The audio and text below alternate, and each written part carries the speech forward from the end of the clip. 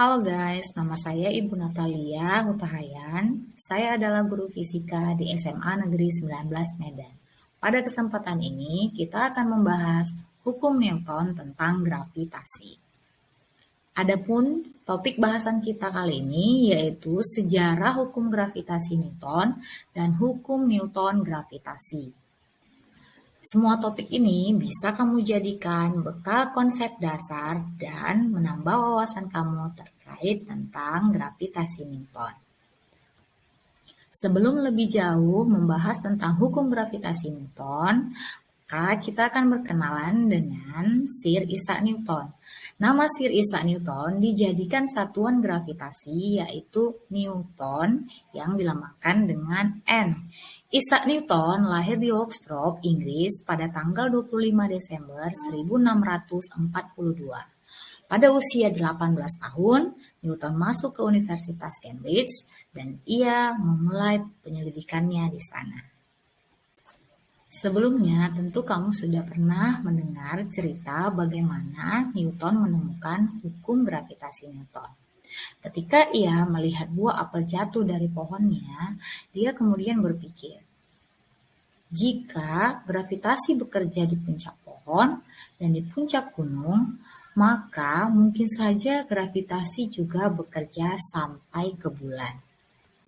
Dengan demikian, Newton menyimpulkan bahwa bumi memberikan gaya pada sebutir apel yang jatuh dan pada bulan. Walau tidak terjadi sentuhan dan kedua benda itu dipisahkan dengan jarak yang sangat jauh. Materi yang kedua yaitu hukum Newton gravitasi. Nah, pernahkah kamu berpikir jika bumi punya gravitasi, kok benda-benda di langit nggak jatuh ke bumi? Nah, atau kenapa daun yang masanya ringan dapat jatuh ke permukaan bumi? Sementara bulan yang masanya jauh lebih besar dari daun tidak jatuh ke permukaan bumi. Sebenarnya gaya seperti apa sih yang bekerja di bumi dan di tata surya? Nah, Newton membantu menjawab itu semua. Menurutnya, setiap partikel di alam saling tarik-menarik dengan partikel lain yang besarnya sebanding dengan perkalian massa kedua partikel. Pernyataan ini terkenal dengan hukum gravitasi Newton.